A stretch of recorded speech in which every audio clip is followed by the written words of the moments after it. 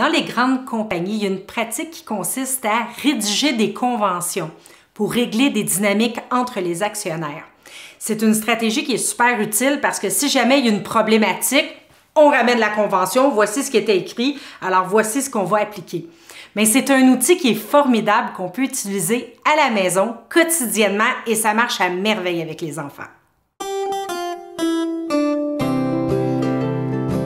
C'est pas très commun ou familier de faire des conventions avec les enfants.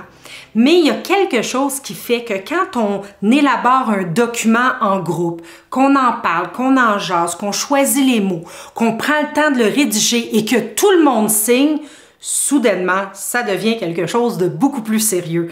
Puis quand on rappelle à l'enfant, on avait dit qu'on ferait ça comme ça, comme ça, comme ça, puis qu'il dit non, c'est pas vrai. Ah! On peut ramener la convention. Alors, c'est pour ça que le fait d'avoir un document écrit, c'est vraiment exceptionnel comme outil parce que ça fonctionne.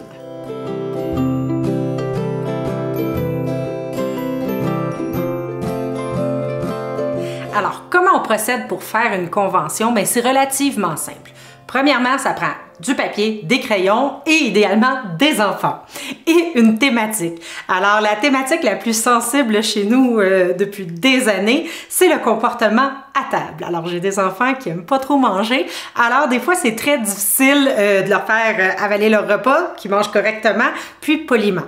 Alors, voici une fameuse convention du comportement à table. Alors, comment ça marche une convention? Bien, premièrement, ça prend un titre. Alors, on peut s'entendre sur un titre.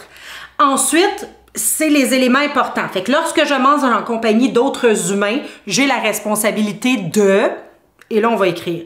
Bon, je sais que la formulation d'autres humains est plus ou moins louche, mais mon ado, il tenait mordicus.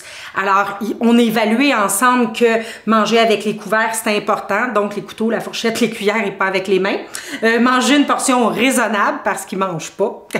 Alors, ensuite, avoir du plaisir, rester bien assis jusqu'à ce qu'on donne la permission de se lever.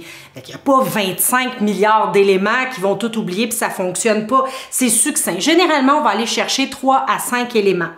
Et ensuite, on donne une conséquence. Si cela n'est pas respecté, je fais la vaisselle seule. Alors, c'est une conséquence directe et immédiate.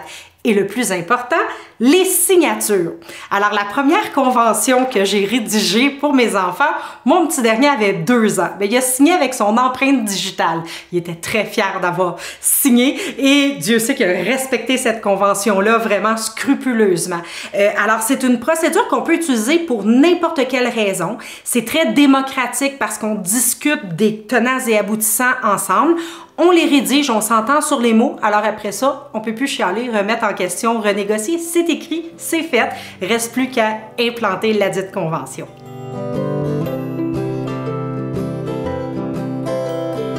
Le principal défi, c'est le non-respect de la convention.